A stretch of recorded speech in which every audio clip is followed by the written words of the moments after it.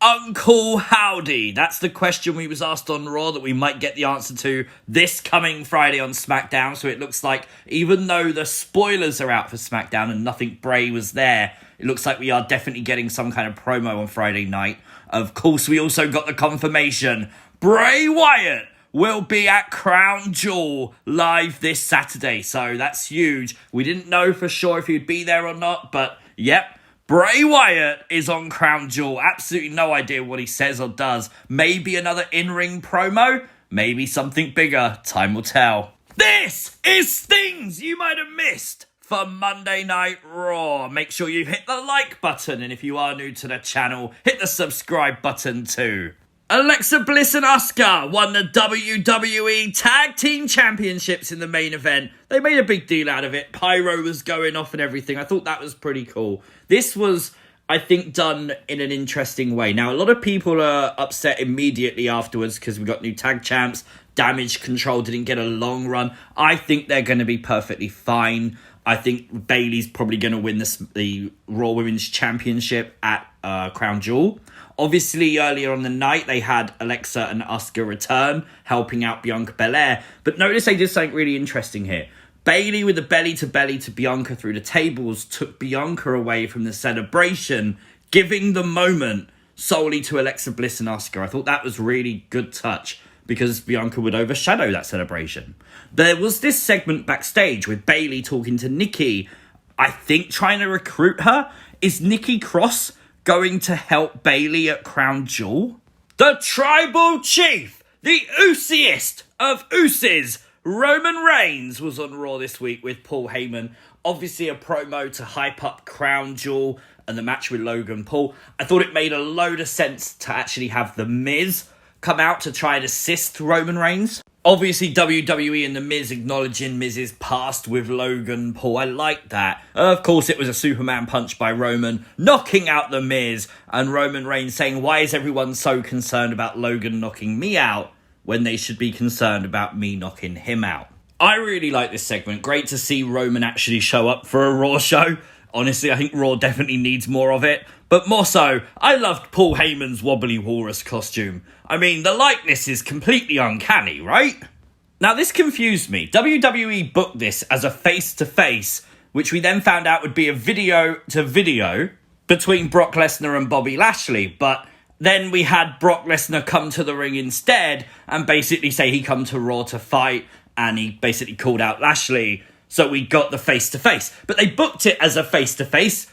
I don't know. We got a massive brawl nonetheless. We had every wrestler out there trying to separate everyone, including Von Wagner. Von Wagner versus Brock Lesnar for WrestleMania confirmed. I think that's great. I think Von Wagner versus the Beast, he's going to die. But Triple H basically split them up and said if they touch each other, the match is off. I like that. I mean, why didn't you do that the previous times? But nonetheless, we are just days away now from Crown Jewel. So I suppose it makes sense. Now, for Halloween, the logo for Raw changed to orange. Of course, there were some spooky sort of graphics. Everything was orange. We had pumpkins around. Not much going on. WWE did show some fans dressed up as WWE superstars. We got a dance routine by the Alpha Academy.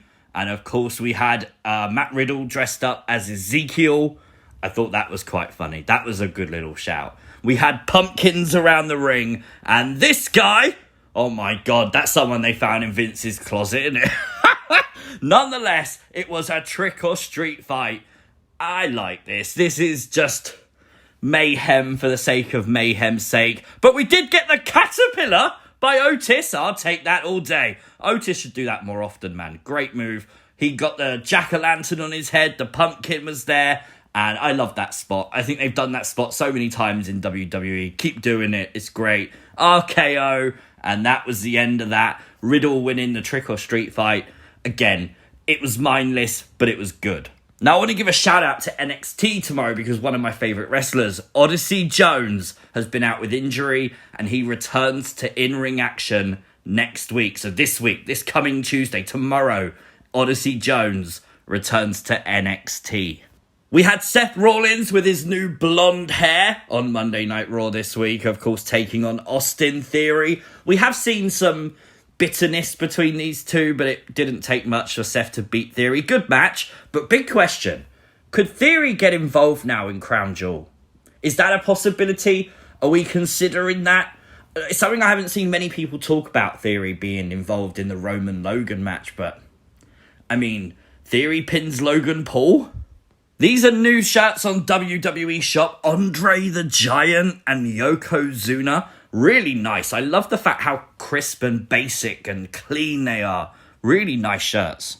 We had a segment between JBL and Corbin, and I like this. This was cool. JBL is a great promo. He really is. In Texas too, his home state. And of course, JBL basically bigging up Texas to twist it round to hate on Texans. I love that. Of course, R-Truth coming out made this segment brilliant. R-Truth is the best right now.